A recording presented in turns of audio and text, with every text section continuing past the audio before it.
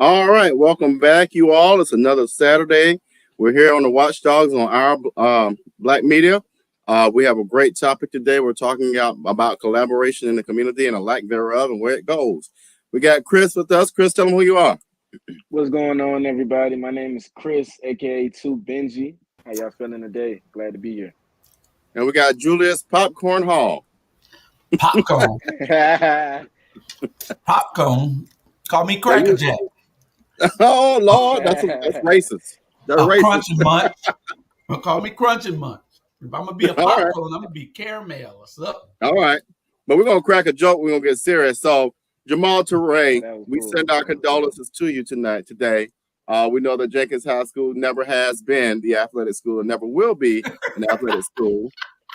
You are the worst football team in the history of Savannah, Georgia, and we just want to send you our condolences. If you were ever like Windsor Forest, at least you would have an academic component, but you're not that either. But Jamal Toure, we still love you. What happened to them this last night? They got spanked, I heard. Did they? Too long. 45-0 with 2.5. And then I heard that those flare guns? Yeah. They have it in the medical kits. Right?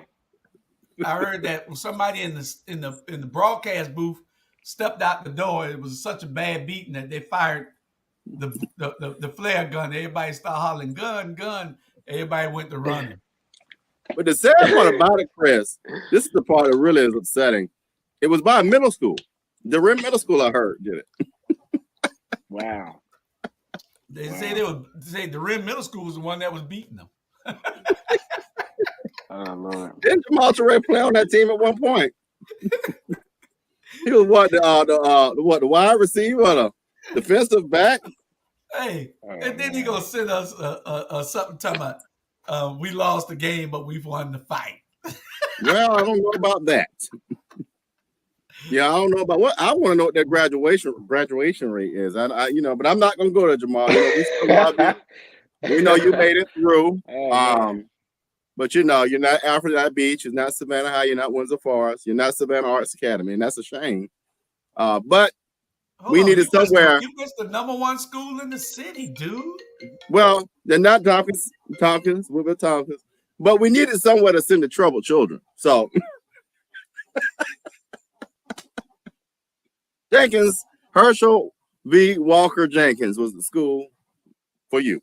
And so, but we're gonna shift gears, Chris. What happened last night was a part of what prompted today's conversation, and that is when you have a collaboration in municipalities, counties, or what have you, or lack thereof, you have issues. And so earlier this week on Candidly Kesha, we're gonna start calling it number 68, the show of 68. And Alderwoman Alicia Miller Blakely, they both hosted our district attorney in Chatham County.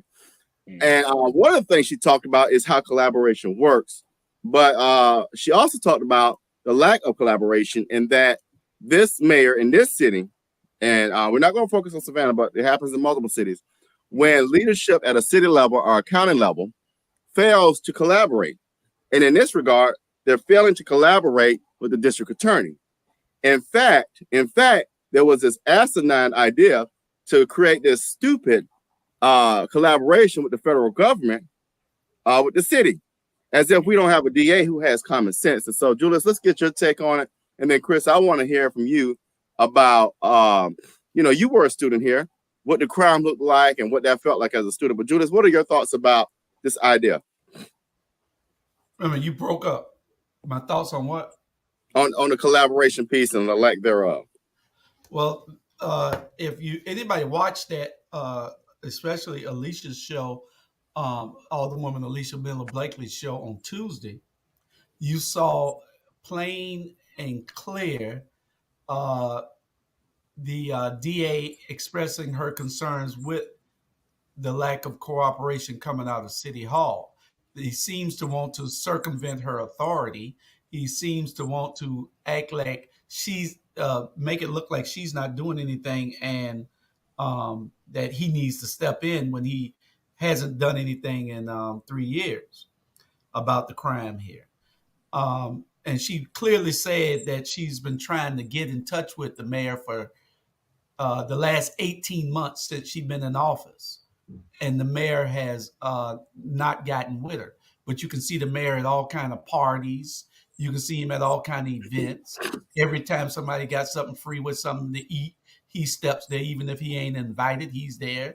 So, uh, so it's clearly uh, him giving her the thumbs down, you know, and not wanting to work with her for some reason. I think it's to his detriment, not to hers, and because she's calling it out. He went and tried to hire they didn't went and hired. They went out and hired the U.S. attorney, United States attorney, district attorney, to try cases when he doesn't even have the authority to try those type of cases. Don't have the jurisdiction to do it. Rather, he got the authority, just don't have the jurisdiction to do it. So she called all it out. She made it plain and clear. And I don't know, the city attorney, Bates Lovett, he must be graduated from an online law school or something. He went to Jenkins. Yeah, he had to go to Jenkins. You know, he had Look, Jenkins graduates can't even do emojis right. Look at that. Shameful. That's Jamal Toure. Toure, you are free to come on the show. No, you're not. You're fired. Yeah, but Bates he has to be a Jenkins alumni because it was his idea, I think. They're giving $100,000 to the U.S. attorney. The federal government, they're giving money to the federal government. Much money is the federal government giving away. You giving money to the federal government to come and hire one DA to try guns, to try our gun law, our gun crimes. What sense did it make? You could have just put that same DA into the DA's office, the county DA's office, and had him try gun crimes. But it's political. He's trying to one up her or show her up. And if the DA calls you, the highest law enforcement individual in the county calls you, and for 18 months you have not sat down with her, then there is a serious problem. Chris, you were a student here. You're not a resident. Well, you are not native Savannah, but when you were a student here, there were some issues. I would love to hear from you about what that felt like, what that looked like, and your thoughts about all of this. So, as far as when I was being a student at Savannah State University, crime is not something that is new to me. I'm a resident of Atlanta, Georgia. I'm born and raised in Atlanta, Georgia, Adamsville, Martin Luther King, Fulton County, just that whole area. And so growing up, I was already exposed to the negative things that could possibly happen to me, the negative things that was in the environment. So coming into another city, it wasn't, I was already self-aware of the different things that could possibly happen. So my mentality coming into Savannah, because I attended Savannah State at 2017, hey, Big Blue. It was basically me going away from my home and that feeling of feeling like I got to always look over my head, look behind my back, and so forth like that. So the new area was a time for me to be able to recreate myself while still maintaining a sense of self, remembering where I come from, but knowing that I can create a new identity on myself for the better. And going to college was something that it really shifted that thought process. But I went there and some of the same things were still happening, and that it did affect me as far as like safety reasons and also just like having empathy towards others, knowing that this crime, on a surface level may just look like a robbery, but behind that it can be a person who is starving, may not have access to the same resources that another individual has, and they may not got the knowledge or education, so they resort to going to those measures because they're not aware of the other things that could possibly be going down. They ain't got somebody speaking guidance to them. So I really appreciated y'all talking about that cooperation aspect, because us, me being a young Black male growing up, but really just that youth generation, it's good that we see leaders cooperating at a high level so we know that it can still be done and that we don't got to hold these emotions and these competitive egos, in the forefront. So that cooperation aspect really plays a major part. The crime has always been there, but I really had to find my crowd of individuals and keep that safety within ourselves so that we can be able to take on what's out here, because it ain't easy. Well, and let me offer this, you all. One of the things I was furious about last night's football game. There is no place for violence of that sort in any location where our children are located, especially football games where these young people are learning and trying to develop a skill set to be better. And you got parents out there, you got children out there that are younger than 10 years old. You got kids out there. And what I want to do to both Governor Kemp and Governor-elect Stacey Abrams, y'all better figure this out, because there is a libertarian candidate that has it on his radar. And it makes no sense that you all have not talked about. I don't give a damn about the guns. I care about what are the solutions to solve this, because this is a pandemic in Atlanta and it's a pandemic in other municipalities throughout the state. Our community should be furious, because this type of violence should be equal to what was going on with COVID-19. We have been being killed and hunted for over 400 years, and we still don't get it. Now, let's bring it to a local level. I want to call out those who feel, I don't know if it's the gangs or who, the drug dealers, whatever. All of us on this platform have had our issues, but what we got to do is come to a table and have a conversation.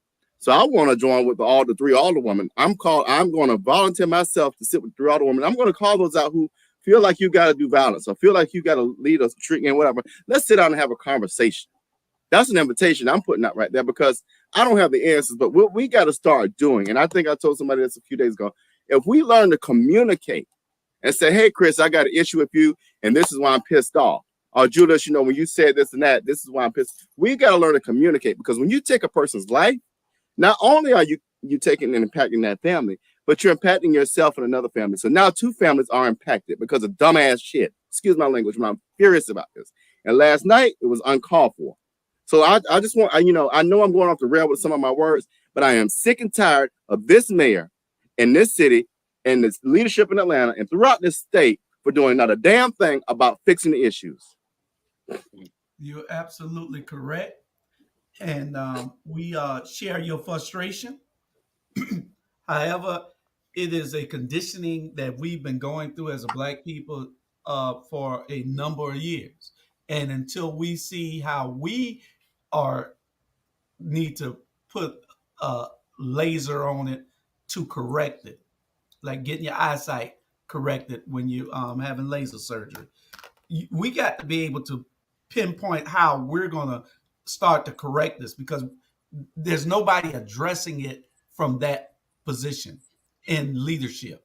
Now you got leaders that are with Kesha, Alicia, and Bernetta, but you don't have the leadership that's in control addressing it the proper way.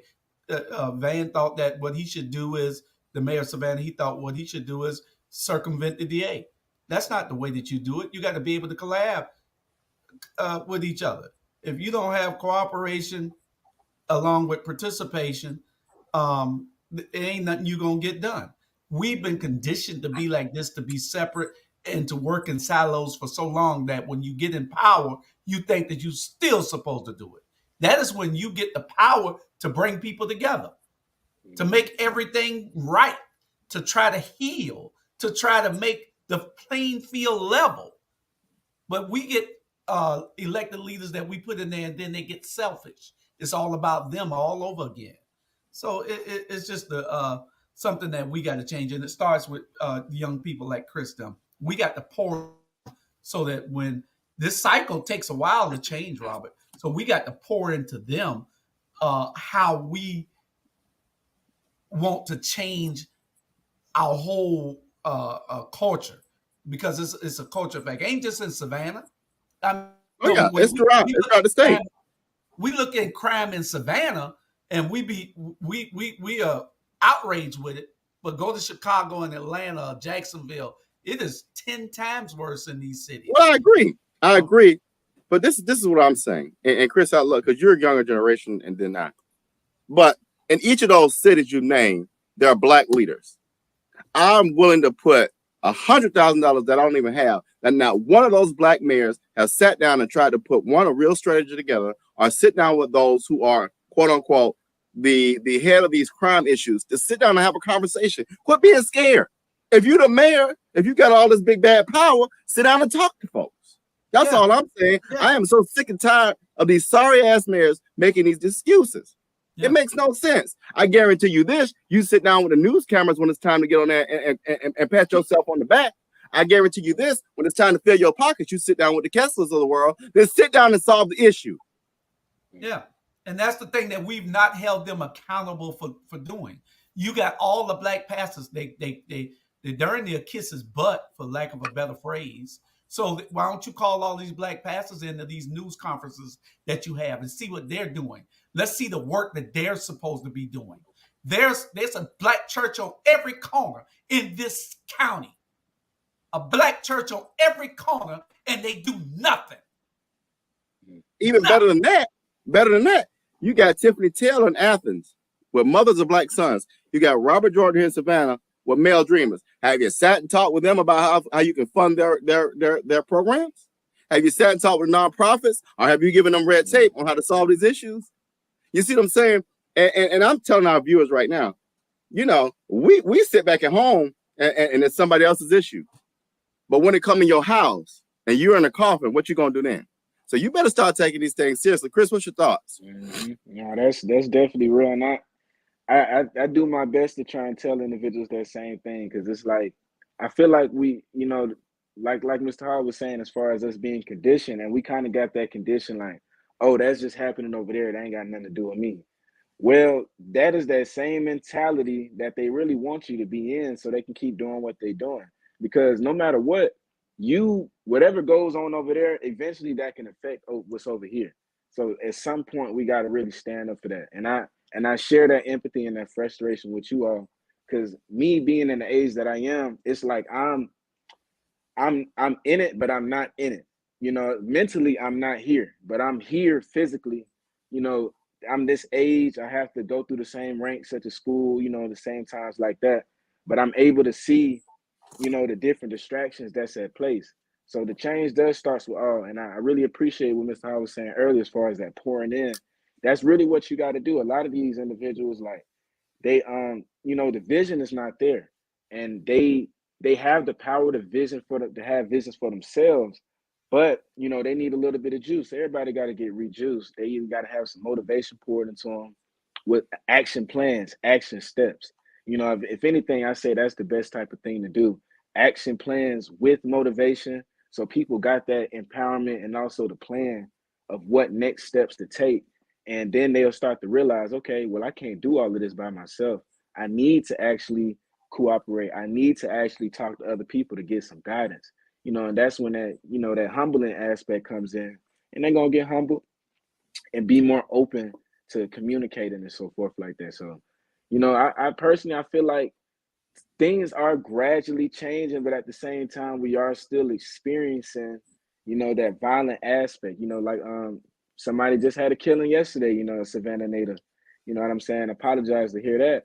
And that's something, the way the media is going to broadcast that is going to try and stir up more violence and more things. So the only way to combat that, like Mr. Toure was saying in the comments, change starts with all.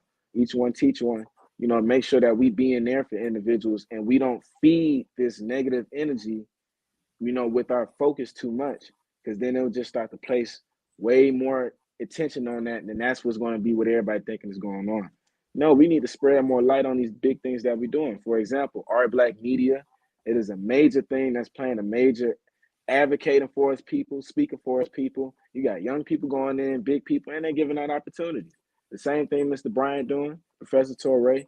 Like I was saying earlier, these are the people who we got to place our focus on and start to pump the money into, pump the people. We got to actually set up some events and then place the attention on that. And I'm speaking towards the audience members, because a lot of times, we got this fantasy of how we feel like things is supposed to be popularized and how that's supposed to be. And that don't do nothing but steer us away from the true goal, the unity. So, that's You just know, my take on that.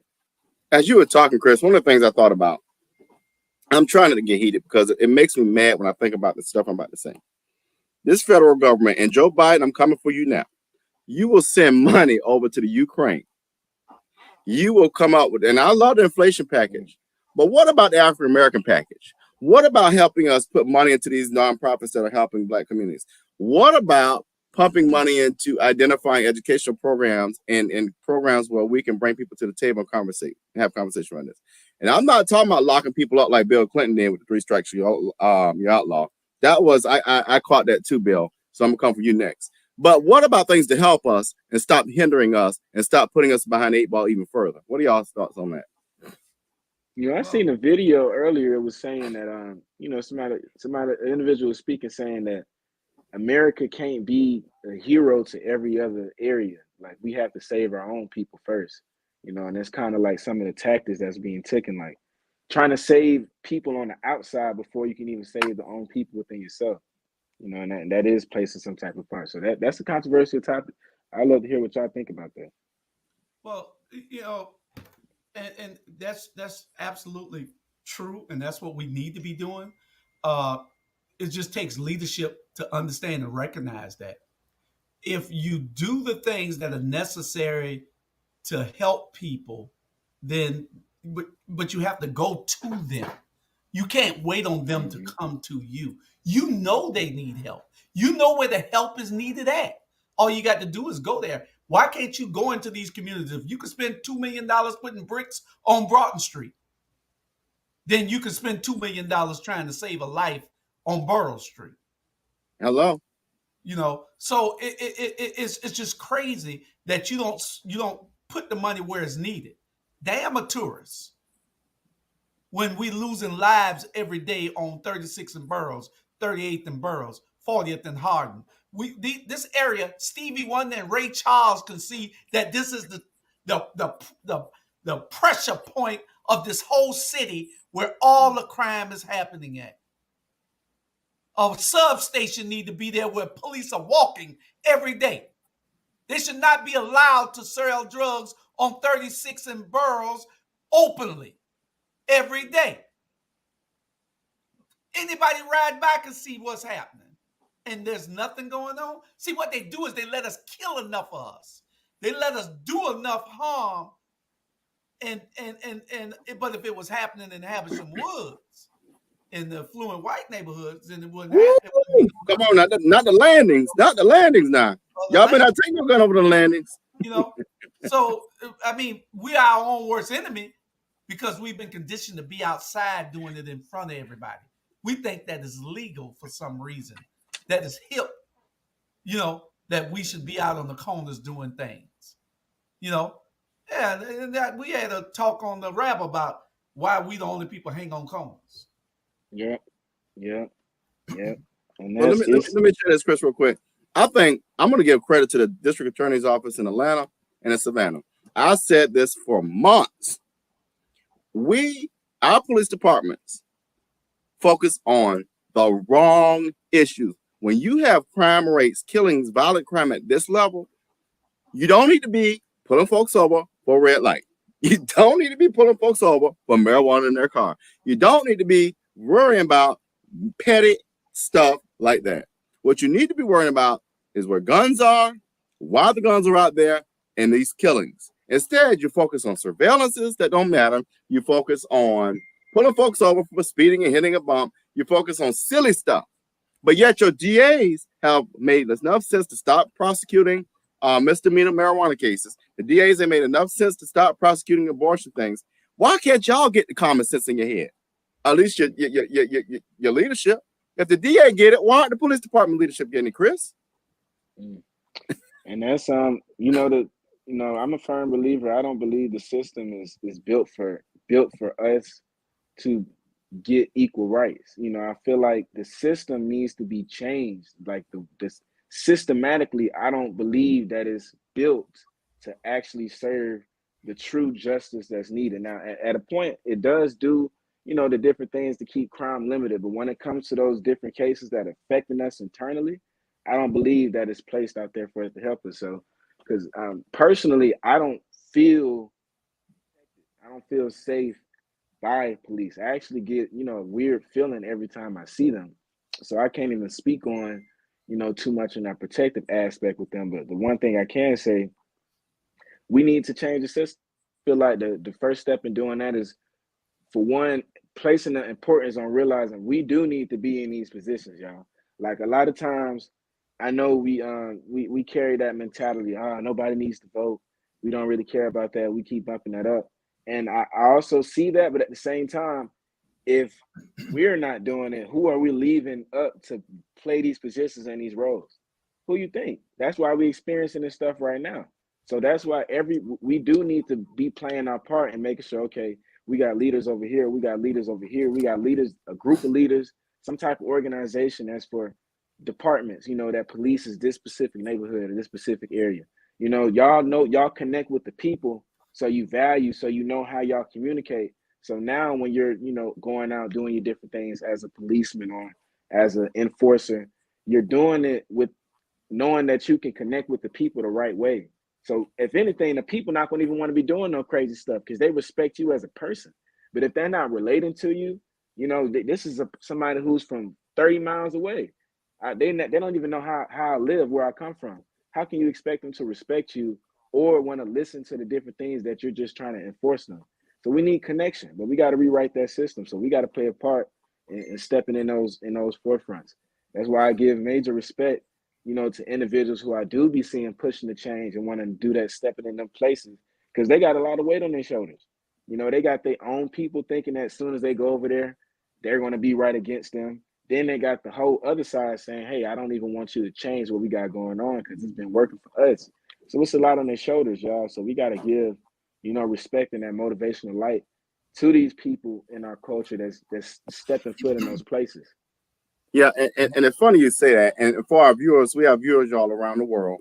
We have 3 alderwomen that I have gained and learned, even have more respect for in our community. One is running for mayor and will be the next mayor, Savannah Kesha Gibson Carter. The other one, Alderwoman Bernetta Lanier, and Alderwoman Alicia Blakely. And let me tell you why I respect these women. These ladies, y'all, go out on one thing about me. Let me back up. I respect anybody who's not afraid to stand on their own, but they allow their frustration and their passion to do exactly what Chris said, and that is go out in the forefront, go into the lion's den and advocate and advocate and advocate. And when they get beat down, they get up and advocate and advocate and advocate. And I never got until, within this year that at the end of the day, they are advocating for their communities. They're advocating for that change Chris just talked about. And why is that important? Because since this city government was started, nobody advocated for the things they're advocating for. But you know what pisses me off, Julius, is that people that look like me and you get mad at them. Get mad at them. And that's why you got that bullshit you had last night at that football game, because you got people who resist the change that they're standing for. But yet you would stand there and side with this mayor who don't give a damn that babies could have been killed last night. That's why I get pissed off, is that people, y'all better wake up. And if y'all don't get 68 in office, you're a fool. No. You are a fool. That is absolutely correct, because there's a lot of things that you seen him on TV every day when they went to shooting in City Market, because he cared about the tourists. And who are the tourists? They don't look like us. And we don't want to, every time you look, bring up that it's about race, even when our leaders are the same color as us. But at some time in your life, you got to stop carrying the water. You got to start carrying. Carrying instead of carrying the water. And if you gave as much attention to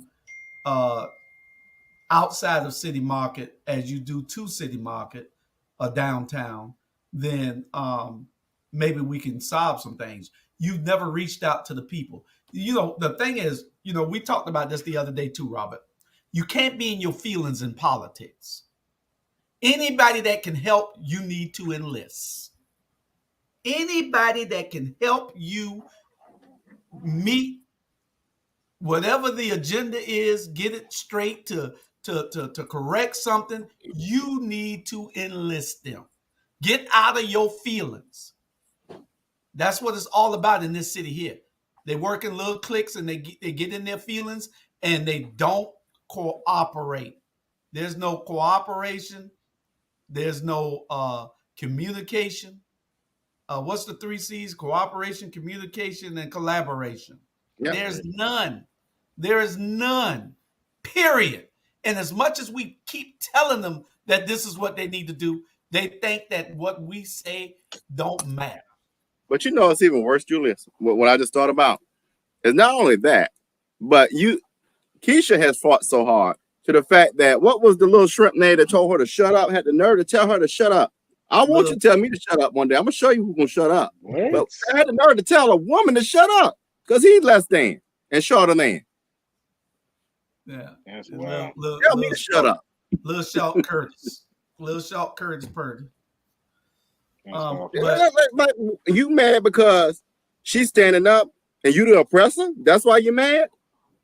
That's why you're mad, Curtis? I'm gonna call you out because I am furious about what bothers me is the fact that, you know, when people try to bring light to a situation, like Chris said, when people want to put a spotlight on the issue, put a microscope on it, you got the Trumps of them all, the Van Trump people who try to divert and have a diversion or a what do you call it, a distraction. But just your people get messed up.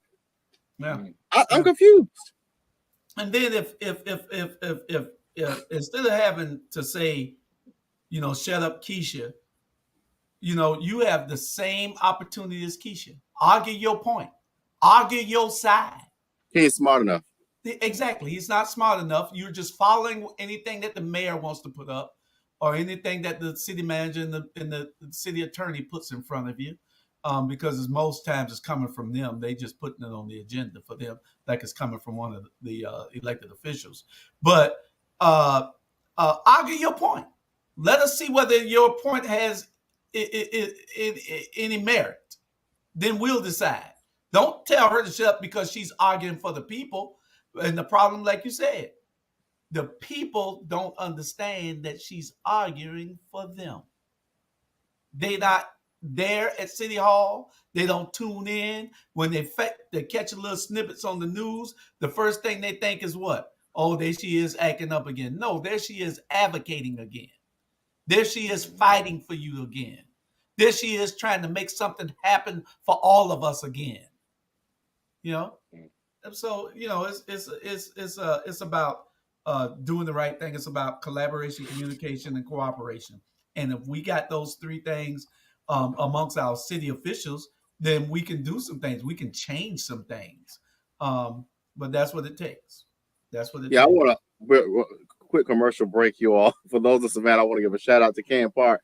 They are doing a celebration today, so District 5 loves Camp Park. And I want to segue to this, Chris. You know, it's no secret that I'll be running for city council in District 5. Because of leadership here. Yeah, because we don't have leadership. We have someone who wants to pat themselves on the back and fill the pockets and put money to the restaurant. And I'm not here for that. How do we find real leaders, though, Chris? And whisper. No, baby. Well, I wouldn't say I'm about to say, but I'm gonna be quiet because I don't want somebody's husband to come for me. Because I'll come back for him. But find real leaders to lead in our city and in your city.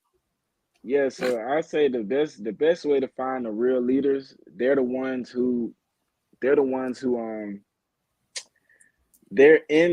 got to go to the areas that people at. You got to go to where the people at. And it's always those individuals that stands out. They're more so the people who's in their crowd trying to come talk to you, trying to come ask you questions, trying to come, you know, pick your brain. And I feel like the way to find it, you know, you got to be off character. For one, you got to make sure you got a vision. It's going to start with self first. Because if you're not finding no domain within yourself, then you're not going to be able to find a true leader to lead you. It's just going to be somebody filling the void. So in that sense, you need to, for one, have your own codes, your own morals and principles and values. You know, what do you align with? What will you agree with, and what will you not agree with as a man or a woman? Then after you got that stuff figured out, then you want to look for people that's in those leadership positions or that's going for those leadership positions and see who align with you. You know, and sometimes it's a lot of people. Sometimes that person might be right there in your friend group, but they may not be trying to be the person inside of the spotlight or so forth like that. So sometimes you got to let them know, you know, like they're the real one. So sometimes look at the person that's right next to you. You know, a lot of times they can possibly be that individual or that other person that's just that divine light, that guidance of light in your area. But you know, just to sum it all up, the best way that I say to find leaders is to find individuals that align with not just the local, but align with the whole. You know, it's a wholesome aspect, and it's being led, like Mr. Hart was saying, they don't got feelings with it. It's being led with actual leadership.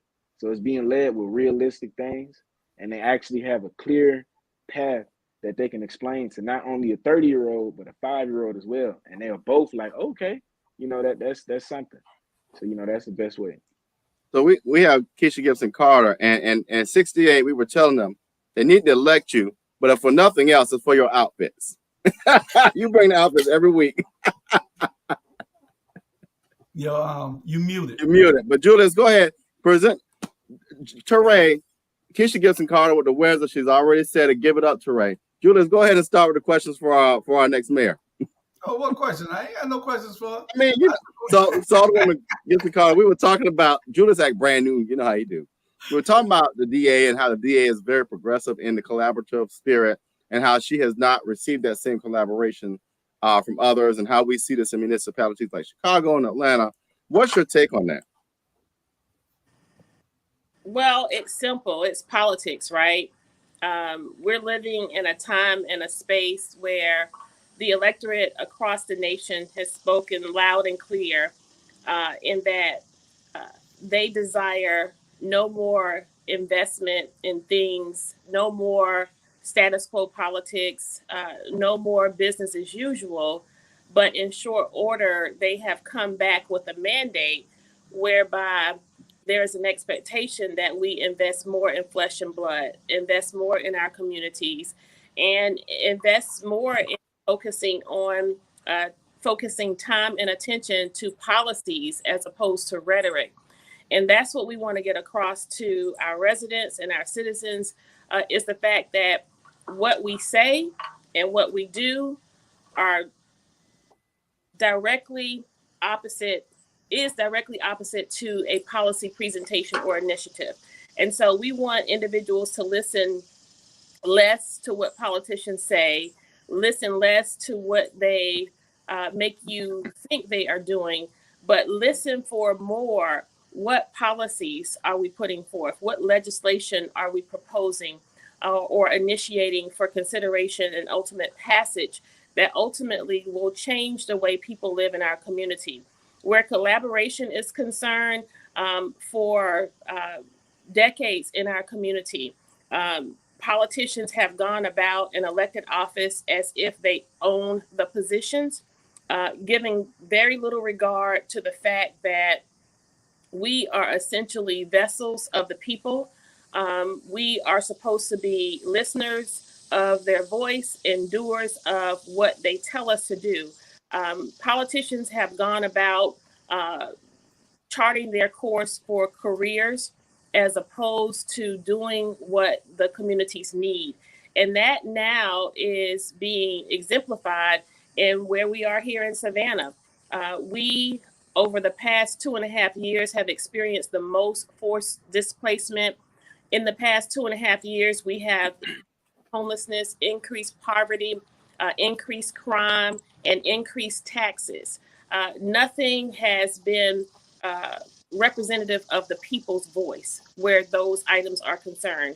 And so when we bow down and humble ourselves as servants, collaboration doesn't have to be an issue. Collaboration automatically happens. So if we have experienced the rates of homicide and the uptick in the various felonious offenses in the city of Savannah, why isn't it that the mayor and the district attorney and the Chatham County commissioner and the school board president. Why have there not been collaboration? That's an indictment on leadership at all levels. We cannot afford to continue to fight as leaders. There's an old community adage that goes, when elephants fight, the grass loses.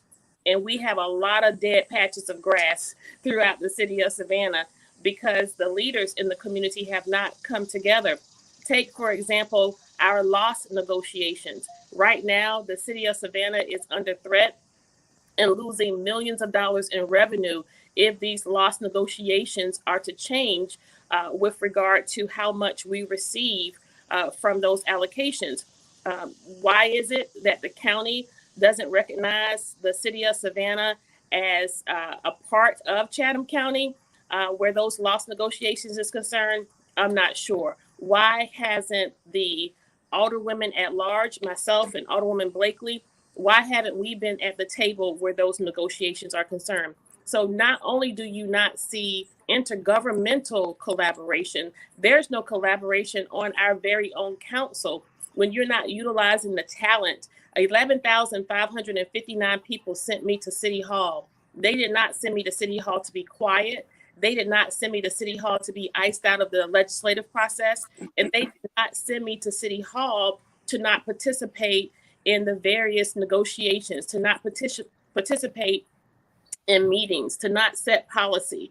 But that's what we have. And so we intend to be a leader where we will follow the guidelines of the charter. We intend to be a leader where we will make room for every elected official from the various districts so that the voices of the citizens of Savannah will be heard across the city. And ultimately, we desire to be a leader who will collaborate with our Chatham County representatives, with our district attorney, with our state representatives, so that we can effectuate change on all levels. What's happening in Savannah is an issue for everyone within the coastal region. Okay. And so one of the things that we kind of started with, and I just really would love your take on this, is last night, what happened at that stadium was just ridiculous. You have children, Julius has children, and Chris is like my son.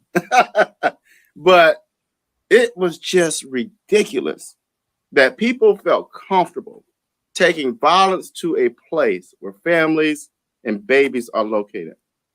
What in the world is going on? And what do we do? I mean, and I would love your take on that. And then, Julius, if you could give a rebuttal, not a rebuttal, but a response to what she has to say. That's a loaded one. We are seeing the results of the lack of investment in our community. And that's at all levels, from a school district level, from a city level, from a county level. And we also want to factor in the home life. But before we factor in the home life, we have to look at the factors that preclude individuals from engaging their children in a way in which they would not conduct themselves or behave the way that they do when they're in public.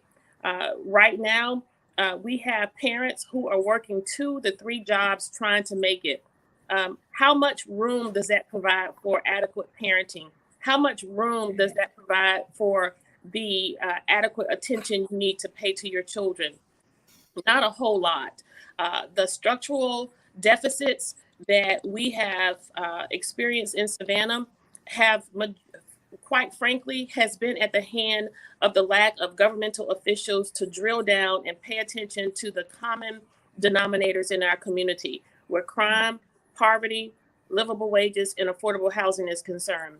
And so while there isn't a quick fix, and while there are multiple issues that feed the equation related to what we saw play out at Memorial Stadium, there are layers of a lot of probably what happened there.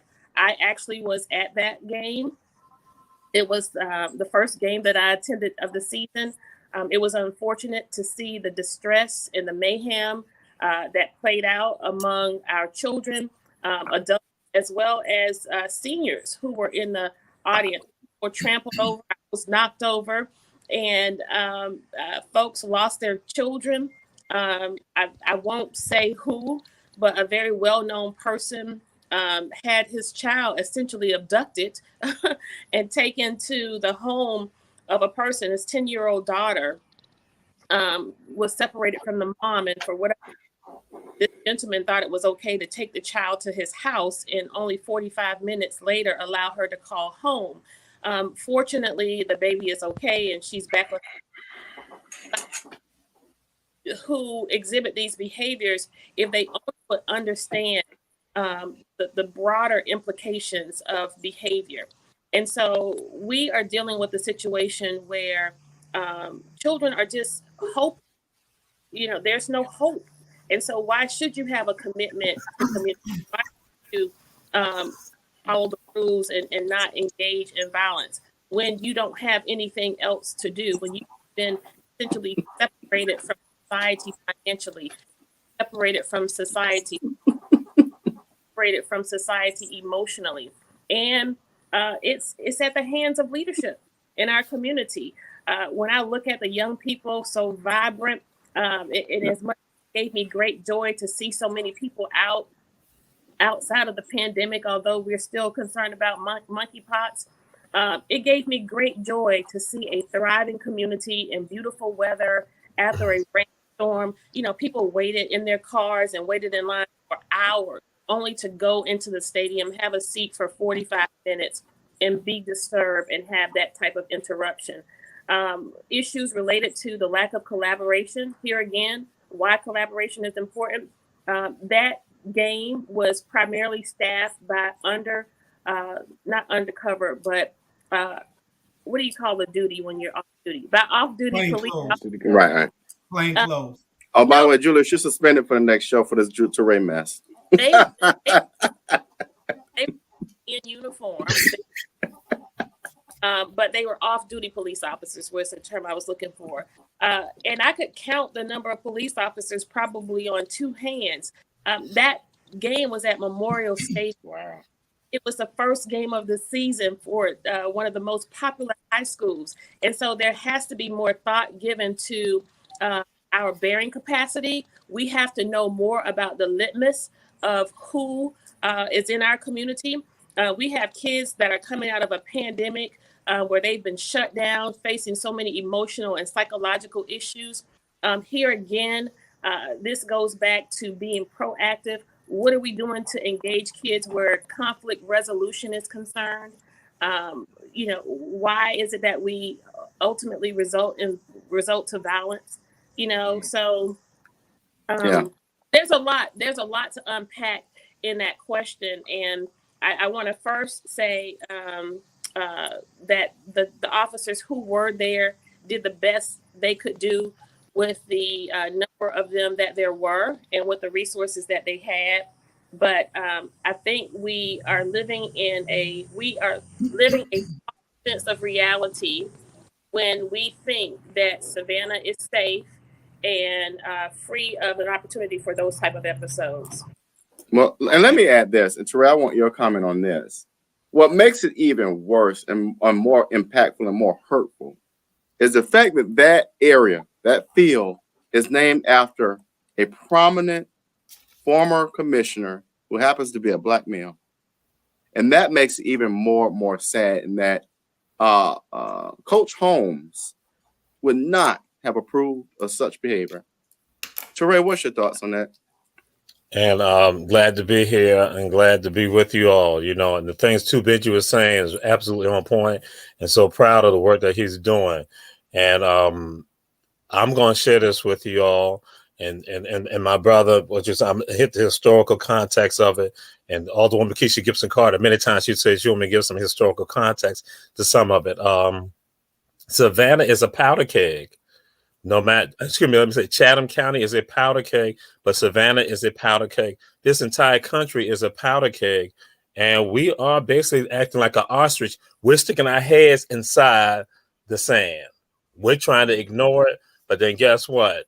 The wolves and the lions and everything else is going to come and eat you. And you going to be gone. The only thing going to be is your head inside a hole. And so Savannah being this powder keg, we got to think about it. And so I tell folks some of the stuff that when I see something happen, I go and say that some of this is aspects of some divine retribution. Because in my brother, when you talk about Coach James Holmes field, that field, yes.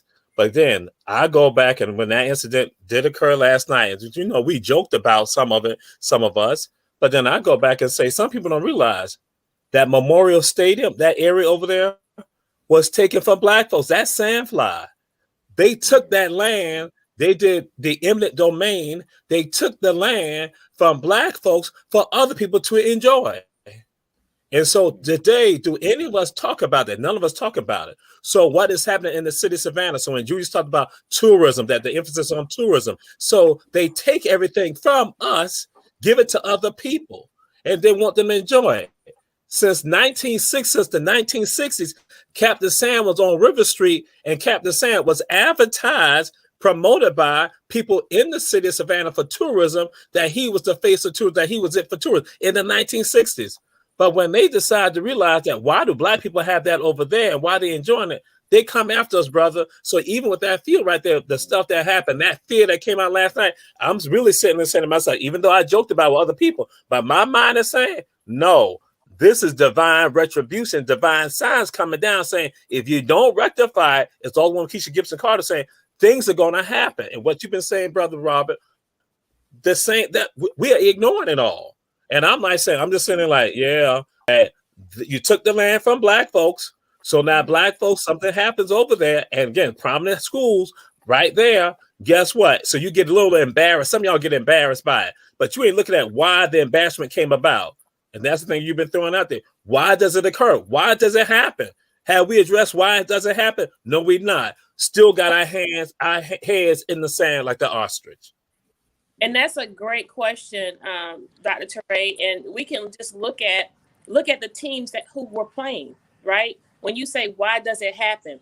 Why was it that this situation broke out on the side of Jenkins High School, where there were a majority African-American families and children, but on the hill was Benedictine Military School, where everyone was in harmony, enjoying the game and the festivities, and all of the where are these people going to go home to? Where do they go to work to? Where do they play? What do they bank? What do their bank accounts look like? Where do they attend schools and colleges? And then let's do a different. It's easy for us to do that right now, Dr. Toure. Let's do it right now and look at Jenkins High School. Where do their families work and go to school? Where do the majority of those kids live? What do their communities look like? Look at the majority of the families over on BC side. I bet a lot of them live possibly in the 4th district, where sidewalks have been paid.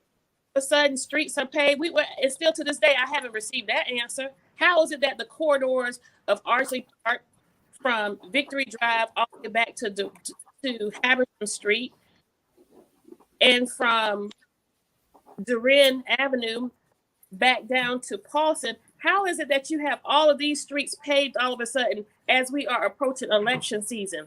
But look at our west side corridors. Amen. Deep south District side. 5. Where are the lights? Where are the traffic calming measures? So we dial it down to that lowest common denominator, and then we can go up from there. We have the answer. We know what the answers are, but where are our policies? Where are the policies in the legislation that's going to speak to these issues so that we can start our way backwards?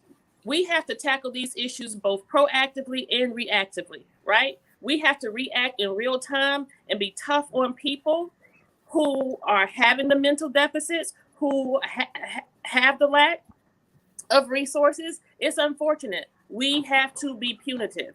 We have to tackle this and get control of those people who are committing these offenses, right? But then we have to be proactive. We have to take care of this opportunity to change. All right, y'all. Forced placement right now, we have apartments downtown that will soon be renting. 2-bedroom apartments at Baxley will soon be rented for $4,000 a month. The residents there just received notice that the $2,300 that they're paying for a 2-bedroom is no longer good. Wow. And let me share this with you. I did a tour last month, and the person on the tour said, when I pointed out all of that right there, right across from Yamacraw, I said, that's segregation economically right there. And she didn't say, and the units are going for $4,000 a month. So she was already in tune and aware of what they were about to do. And people looking like, so since that moment on, when I take people, we walk over there, they're going to say 4,000. They're like, that's more than what we're paying in Atlanta. That's what we're paying in New York. And I'm like, yeah. And they say, Savannah, you have no rent control here. And what you said, Alderwoman Kesha Gibson Carter, policies. I said, we have no policies in place at all for any of that. Well, we have a lot of issues. We got a whole lot of issues. And it seems like the only place that is being recognized and broadcast is on this platform, on our platform. We're the ones that are talking about it. But what we have to do is make sure that everybody hears us. You know, where's the outrage and where's the equity of fairness in what happened at City Council with Alderwoman Kesha Gibson Carter, with Curtis Purdy, another alderman, Alderwoman,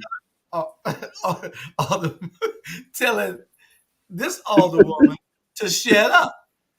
You know, it is. I can't understand it. How you can address it, Dietrich and Palumbo and Linda and Van, but when one of your own do it, you don't want to address it. It's nothing. You're right. You're right. Ain't no ethics complaint about that now. You know. So, Carter, what's the status on that?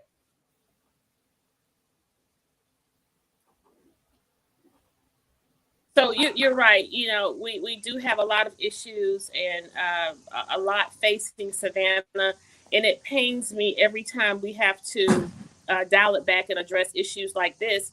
But it's important that we address issues like this, Julius, because one, where people are continuously playing politics, right? I was over it and it was done just as soon as he uttered the words out of his mouth, because it's behavior that I've grown accustomed to. Nonetheless, I realized how this affected people who heard him say what he said to me. I realized how it affected women whose voice are constantly under threat in tandem with our bodies. I realized that this was consistent with the behaviors of individuals like him and his majority on council, who only challenge me when I am speaking up and speaking out for vulnerable communities, or when I'm seeking to make government more honest, or when I'm exposing things like us raising property taxes and we don't have to. You know, that's essentially why he told me to shut up. He had purpose telling me to shut up. But what I'm most moved by is the fact of Curtis Purdy is a police officer who is sworn to protect citizens. He carries a badge and a gun. This is an individual who serves in the status of captain on the police department at Georgia Southern University, where there are lots of women and students who look like me. And so if he possessed the propensity to tell me, a sitting elected servant who garnered 11,559 votes, and collectively, I had more votes than every representative in the districts, if you do the math. And so I believe I quite possibly received more votes than he got in his own district. And so his 100 votes to my 11,000 votes telling me to shut up, how emboldened of a person do you have to be, right? And then you have to ask the question, where does he get this boldness? Well, the boldness comes from the leader.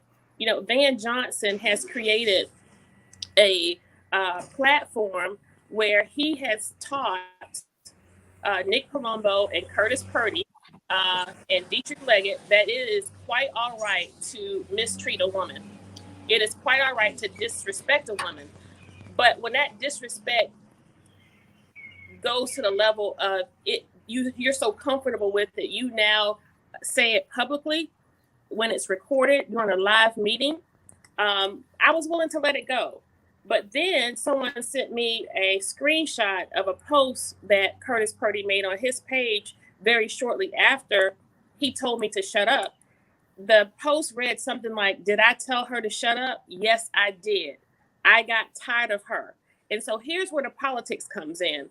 He stated that he told me to shut up because I made a homophobic comment. And I thought we were actually in the process of talking about why the Crew, an African-American owned establishment seeking a liquor license, why was they receiving such pushback? Why was it that they were receiving such pushback to acquiring their liquor license? As I was talking back and forth to the city manager, you hear recorded Alderman Purdy and Blakely going back and forth. He stops talking to her, engages in the conversation with me and the city manager, and interjects his shut up. There was nothing ever mentioned remotely close to homophobia. It oftentimes pains me when people justify that they're not racist by saying that they have a lot of Black friends. Right. You know, I even have a colored TV, right? You get that? I don't. He needs a stool. He just needs a stool. That's all. I don't particularly care for that. But when I heard him say that, you know, and when I saw the comments, it was clear that this was a political threat. Remind you, this is the same person who filed an ethics complaint on me the first time where he lied. And here you tell me to shut up. Now you attach to it, I uttered a homophobic statement, which never happened. It wasn't captured. It wasn't stated. And what Curtis Purdy is doing now is he's playing politics. You now are attempting to turn a demographic against me. And so it's all a game that these people play. And, you know, it's not my position to state that I have as many gay friends as I do straight friends. It's not my position to say how much work that I've done in the LGBTQ community. But what people should see is how an individual can take a soundbite like Edward Moody and attach that to this particular story and make it appear that I'm the culprit and the bad guy when Curtis Purdy is the one who told me to shut up, as opposed to focusing on that. But if you were to Google Curtis Purdy's name, you won't see any of that. But if you Google you'll see everything related to ethics complaint. Everything that I've done for this community for over 25 years has completely been erased or zeroed out somehow. Wow. I'll take it. You know, this isn't. But you know what, Purdy, we're gonna start a show called Backseat Confessions. How about that? Not Clydesdale horses. Oh my God. Let's talk about that, Purdy. You want to come on the show? Let's talk about Backseat Confessions. I want everybody to know that it's not so much me having thick skin, because this isn't my first rodeo. I've been down this road before.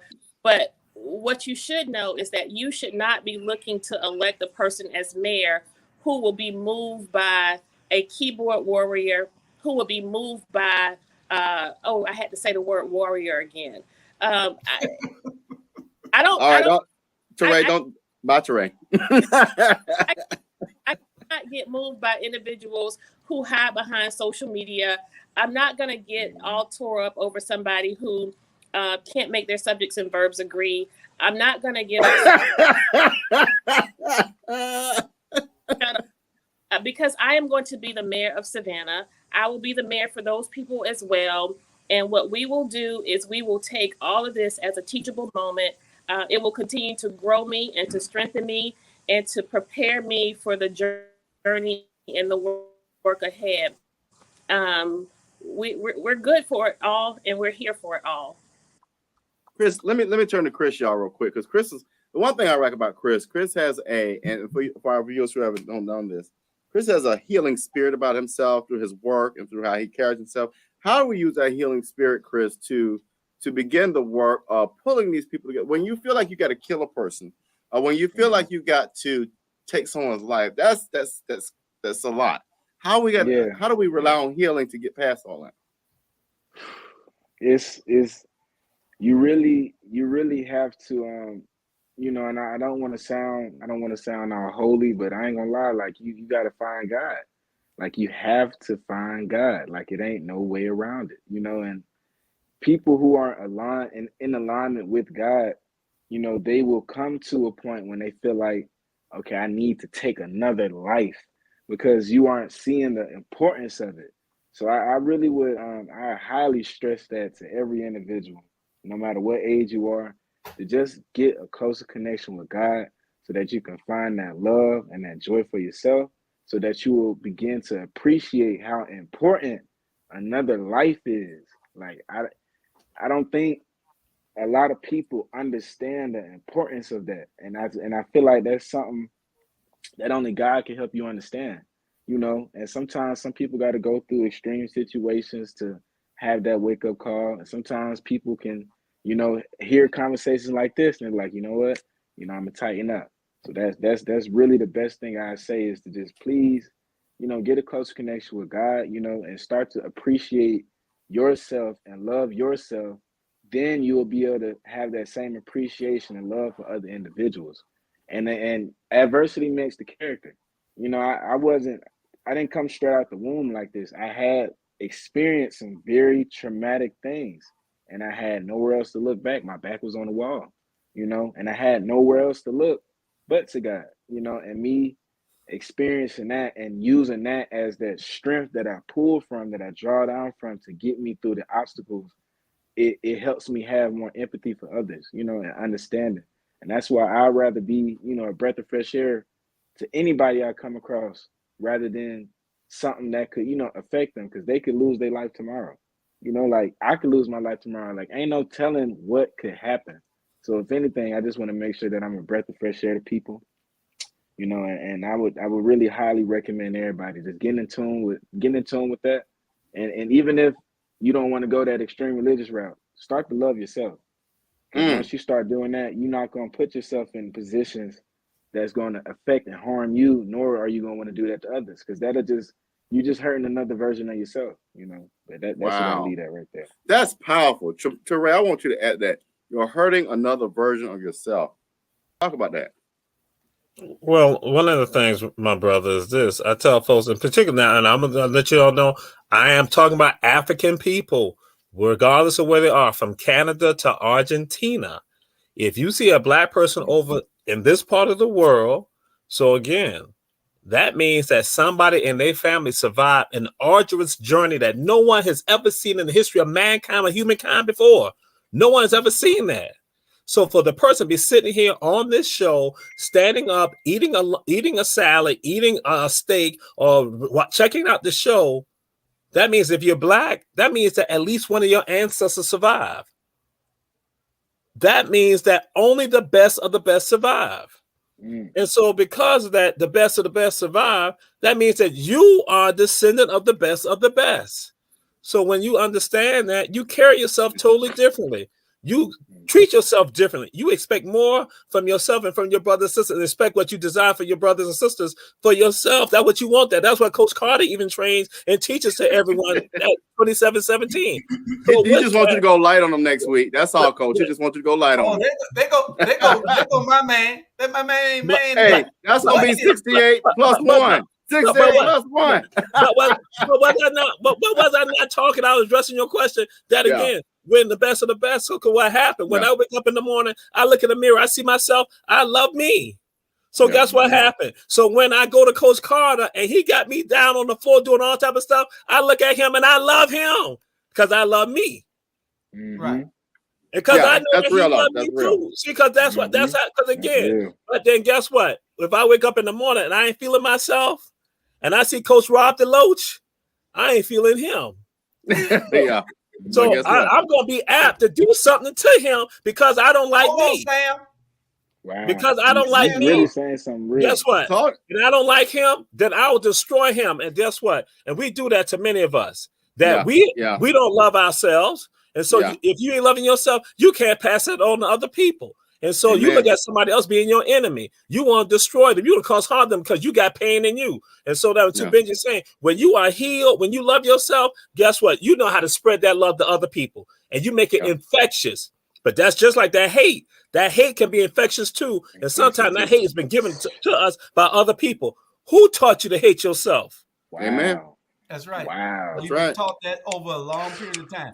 I just wanted to, before Sam walk away, was to show, and this is just most times you're lucky that we are showing some restraint, because most times when a man tells another man's wife to shut up, Lord, don't do it, Julius. Don't do it, Julius.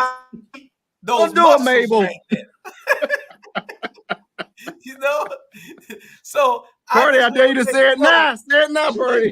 That you got to understand your words can sometimes bring on pain. But good thing that my good brother right there is one that practices restraint, because he got we're going to address it in the ballot with the ballot. But I just wanted to make sure you didn't have anything you wanted to say, is it, Mr. Carter? You messy as hell, Julius. We're gonna win. And the best way to show hold on, Sam. Hold on. What'd you say, Trump? Purdy, you're fired. Go ahead, Sam. We're gonna win.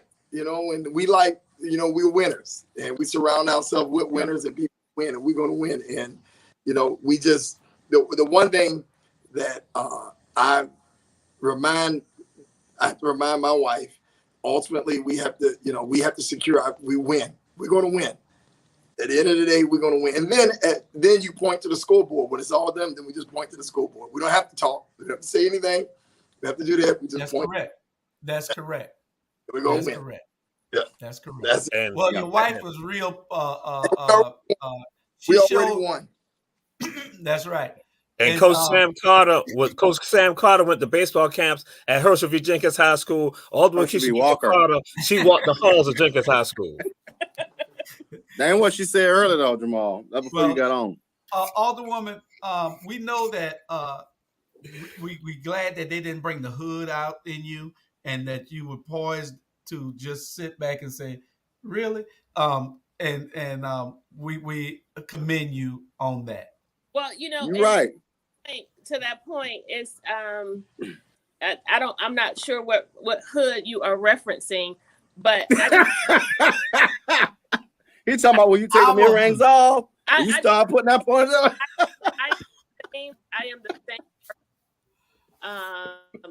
who has advocated for this community for over 25 years now, nearly 30.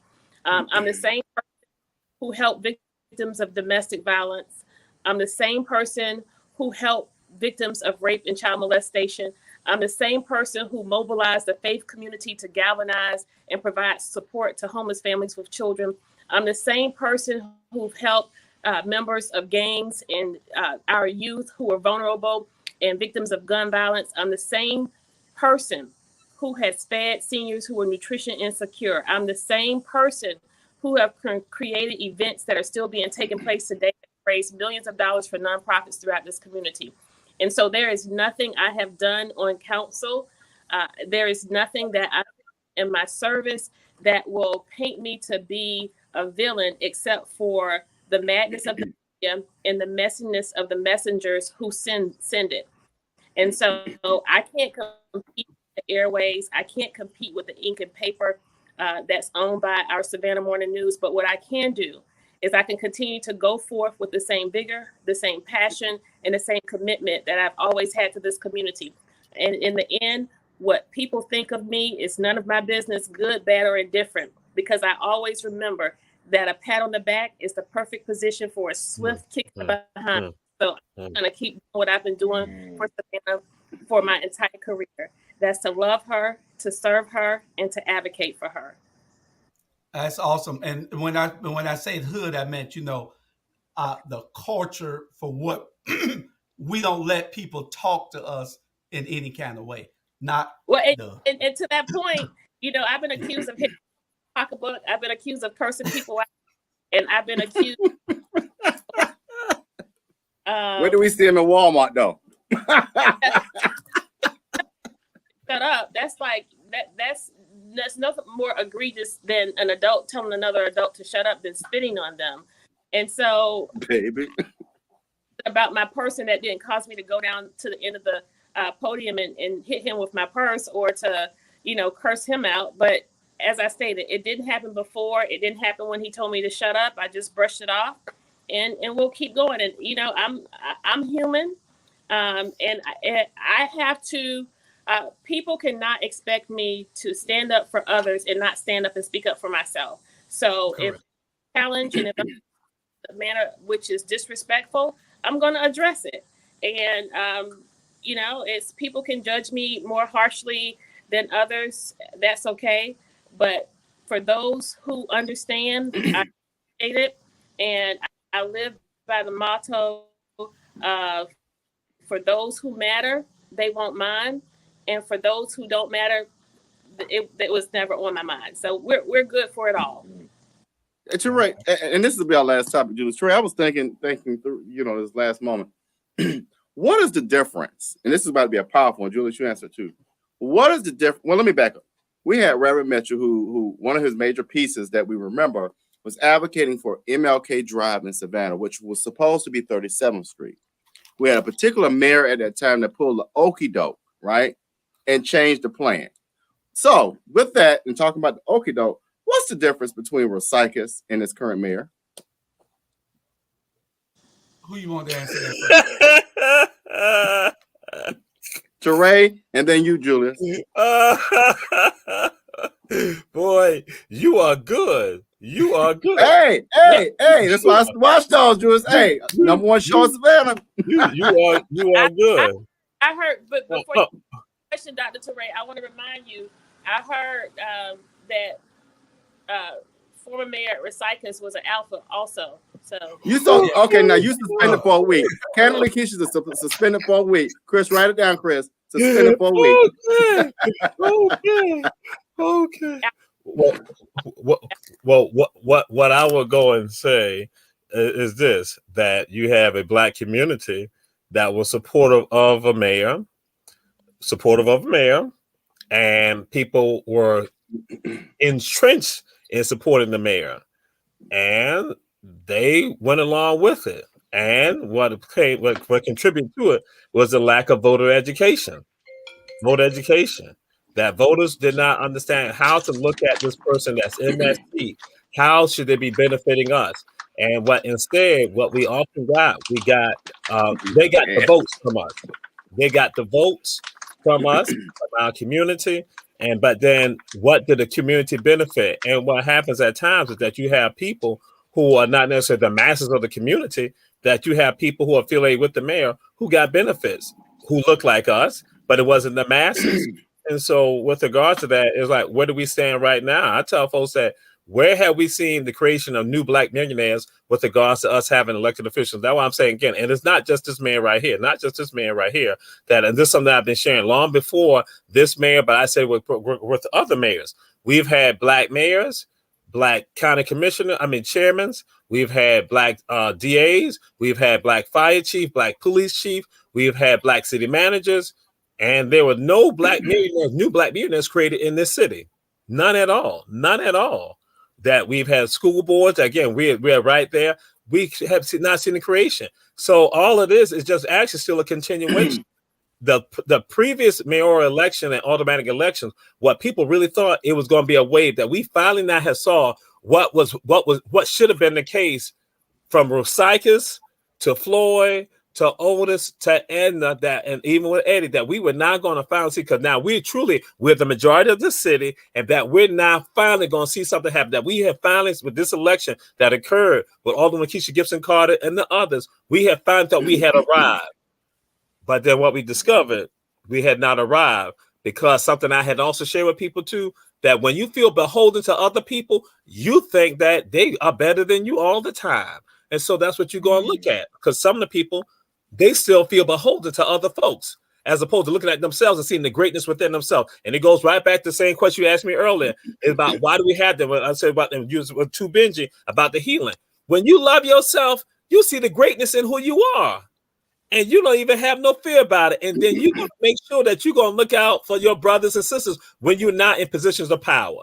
And so it's not just the mayor, but it's the other aldermen and alderwomen who do not support what the efforts that have been going on by Alderwoman Kesha Gibson Carter, Alderwoman Bernetta Bryant Lanier, and also Alderwoman Alicia Miller Blakely. Because as I tell folks, if they lived here, grew up here, and they've seen the pain and the anguish as a child to now that they are adults and they are married, you're going to tell me that I should not speak out against that and I need to bring about change? I have a right to do that because that's human dignity and human respect. But guess what? Going back to John Sykes and all the others, the Black community in many cases have been lulled in not respecting themselves. And so that's what we're dealing with right now, even today. And when will it end? We need to end it next year. Yeah. Okay. What's your thoughts, Julius? That's pretty good, Toure. That was pretty good. It was a endorsement without the endorsement. But that's an endorsement. I want to say that what he just laid out is exemplary of what we have been discussing since our time on council and in our groups. This city has been led by African leadership for decades, in excess of 4, right? At almost every level, and almost at every level at the same time. Black police chief, Black DA, Black mayor, majority council, Black county commissioner, majority commission, state representative, Black judges. And what has all of that Blackness got us, or anyone? And this is the biggest misnomer. This is why I want us to focus less on race and focus more on elitism and classism, because that's really what's killing us. And we talk a lot about what the white man is doing without actually acknowledging that it is the Black man that have paved the way for the white man to do what they are doing to our communities. These Black politicians have sold this community out in exchange for a maxed out campaign contribution of $25 to $28. They've sold us out to a dinner at Chatham Club. They've sold out to a lease for a Mercedes or BMW. They have sold us out to a ride on a private jet. They've sold us out to an addition on their home. And there's a continuation of this. And so when will this stop? This will stop when we stop relegating our friendship, relationship, and kinship to people who went to school with my daddy, or who played the piano at my grandma's church, or who tells me that my blue gray hair is pretty and I like your potato salad. Like, we got to come outside of all of that to save this city. I'm telling you, in 2 to 4 years, these people who think they are settled and sanitized in the false sanctity and security of their brick home, their 2-car garage with their 4 to 5 bedrooms, their kids in private school, you are also under threat. And so we have to be about our brother's keeper if we want to save this city.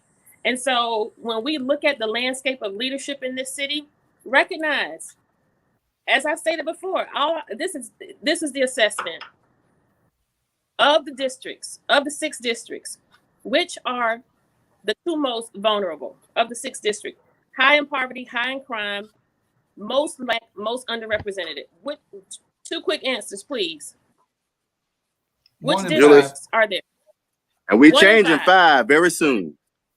1 and 5. 1 and 2. Be alive, baby. Watch what I tell you. Of our current council, who are the longest serving older people on our council? What districts do they represent? 1 and 5. Bye-bye. Mayor and 5. I had said 1 and 2. All 5 of them. I had said 1 and 2. I had said 1 and 2. You were wrong. So go ahead, Keith. Right, you're wrong. That's that Jenkins High School education. I'm sorry. Toss-up. It's not even a toss-up in that regard, Dr. Toure. It's 1 and 5. Bye-bye. at the people who have been leading this community the longest, and you see that they represent communities that are of the greatest lack, like really, it doesn't take Ray Charles blind and dead to see what we have here, people. You know, Savannah can get whatever she wants. Savannah can get whatever she wants. She just has to speak on it. And if she remains silent, in short order, the people who were born here, live here, grew up here, graduated high school here, raised their babies here, you will soon be commuting in from Pooler, Port Wentworth, Garden City, Effingham, Guyton, Richmond Hill, and a little bit beyond that, you're not even going to be able to afford to live in those places. And what's going to happen to the local churches? People are not going to continue to commute to your church. The folks who are populating your pews will be moving to those communities. In short order, they will not be coming back into town to worship. Your church will choke and die. And just like in Nashville, they are turning churches in the surrounding communities into entertainment districts. Yeah, they are. What? And Airbnbs. But to answer that question before we go off the air, because we don't have because you like to talk, so come on now, wrap it up. No, Jamal took over and then Kesha took over. No, they did not. Don't tell a lie. You asked me a question I have not had a chance. No, to you are. answer. Kesha answered it for you. I'm Next gonna question. I'm gonna tell you the difference between Van and Rosicus. Okay, 30 seconds. There is no difference except color, and the little slight difference is both of them attend every bar in town, but Rosicus would get drunk and Van won't. Lies. Van, We were talking about my friend, took a bag of money. Rosicus took a bag of money to the preachers and to the bar owners and everybody. Where'd Jamal Toure go? You know, Van. You ain't talking about his frat brother. His frat brother drank. He's talking about two of his frat brothers. You breaking up. We was talking about two of his frat brothers, so he had to go. You so messy. You ain't got to be like that. That's why Susan Warner was an AKA. Nah.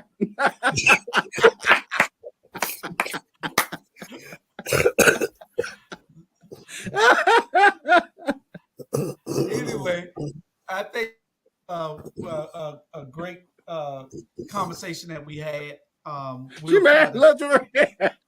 We'll try to get back on it, but no, and get some other thought from other leaders. We probably need to get the chairman here from the Chatham County Commission. We need to get Alicia Miller Blakely here.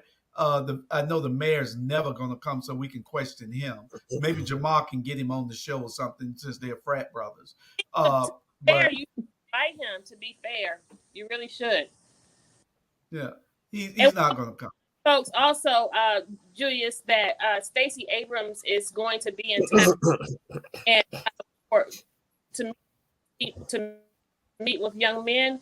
And I want people to really look seriously at that opportunity and listen to what we've said here today and recognize do not go talk to a politician who's running for elected office without an agenda.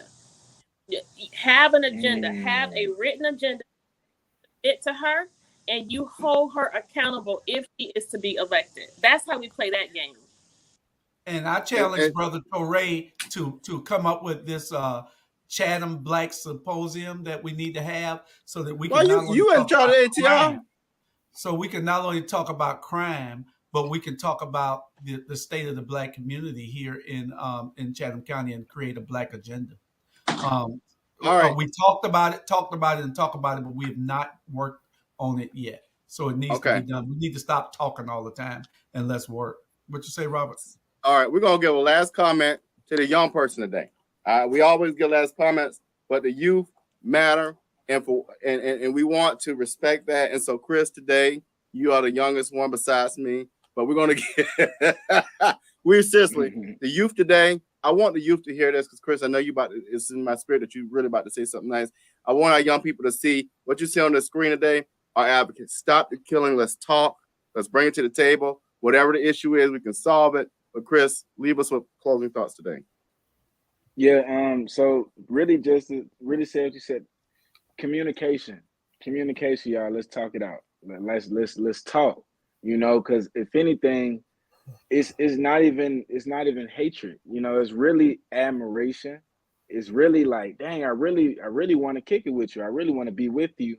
But something that I've been trained is allowing me to really want to hate you rather than just to love you.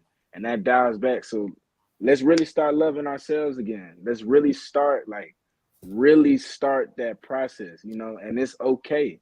You know what I'm saying? That starts with just simple steps, you know, taking simple steps. It don't got to be a major step. You don't got to become Malcolm X tomorrow, you know, but what you can do is start to at least look them up. You know, look up to people that's doing them type of things. You know, then you start to become the change you want to see. But it all starts from communication. Look in the mirror. You know, at least look in the mirror about 3 to 5 times a day. I am happy. I am joy. I am light. Speaking affirmations, just simple steps like that you don't got to put a whole bunch of money down to. You ain't got to do no extra stuff. And that will start to build such a big repertoire within you. That's going to be the real deal change you needed. Because I'm telling you, it's a lot of weight that we carry. It's a lot of weight that you carry. It's a lot of weight, but you don't have to hold that weight. You don't have to be what they're trying to tell you. You don't have to be your past. You don't. You feel me? It's a lot of freedom that exists right here in the present moment. So the main thing that I'll leave everybody today is just to spread love. You know, spread love. Spread love. It all boils down to love. Love. All right. See y'all next Saturday. Have a great weekend.